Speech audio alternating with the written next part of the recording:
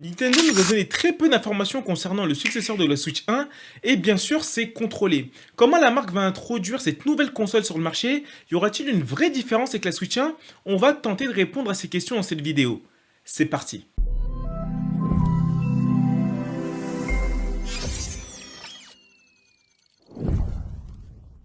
Alors comme vous le savez, Nintendo a fait littéralement une seule annonce qui a fait un peu de bruit concernant la Switch 2, et c'était suite à son dernier bilan financier qui n'était d'ailleurs pas super, dû entre autres à la baisse des ventes de la Switch. Donc dans la même annonce, Nintendo nous a annoncé que sa future console serait rétro-compatible avec les jeux de la Switch 1. Alors moi je me pose la question sur est-ce que la console sera compatible avec les jeux physiques également? Parce qu'aujourd'hui, pour jouer à des jeux d'anciennes consoles comme la Game Boy, la Game Boy Advance ou encore la NES, on doit passer par leur service Nintendo Switch Online qui est payant. Prendre le choix de rendre les jeux compatibles mais uniquement digitalisés via leur service online serait un choix judicieux pour la marque car ça leur assurerait de générer encore plus de revenus mensuels et donc de limiter la casse concernant les baisses des ventes de la Switch 1.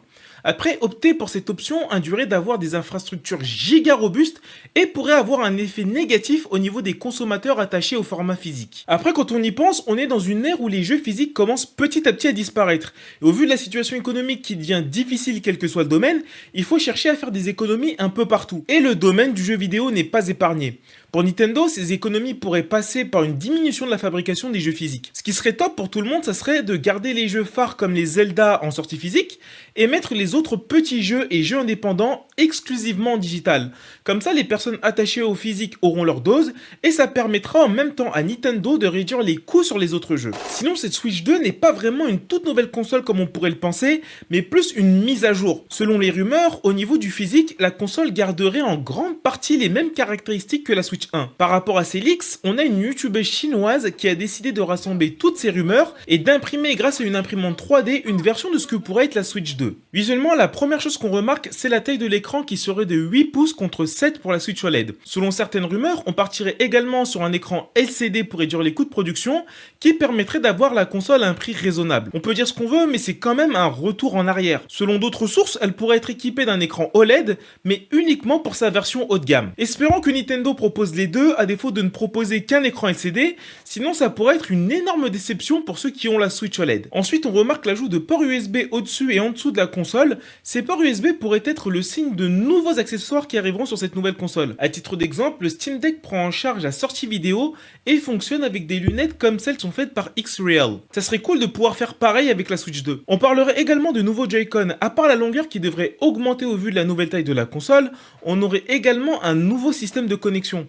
En effet, ces Joy-Con seraient équipés d'un tout nouveau système magnétique. Niveau puissance, on aurait des changements importants. Bien que la Switch soit une bonne console, ce qui lui a toujours fait défaut, c'est son manque de puissance. Et ce défaut s'est encore plus accentué depuis l'apparition des consoles PC telles que la ROG Ally d'Asus, la Legion Go de Lenovo ou tout simplement le Steam Deck.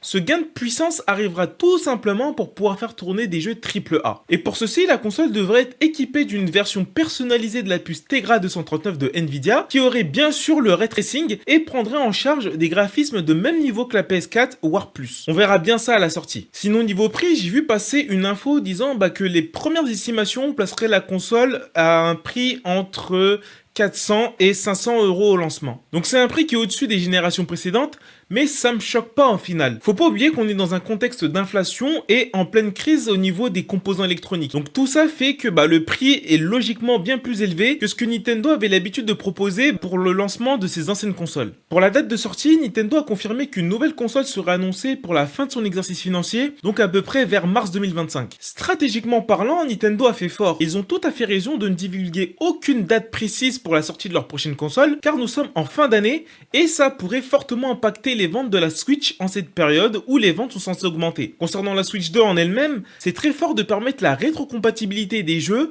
afin de fidéliser les joueurs de la Switch 1 qui ne vont pas devoir sacrifier leurs jeux favoris en passant au modèle au-dessus. Et en plus de ça, Nintendo va pouvoir attirer de nouveaux joueurs qui ont comme critère la performance graphique, car avec la montée en puissance du successeur de la Switch 1, les jeux AAA pourront tourner facilement dessus. Clairement, la Switch 2 a pour but d'avoir à la fois des casuals et des hardcore gamers, et je pense sincèrement qu'avec cette nouvelle console, Nintendo pourrait y arriver.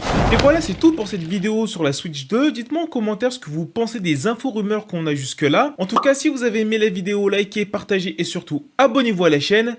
Et nous, on se dit à la prochaine pour une nouvelle vidéo. Tiana.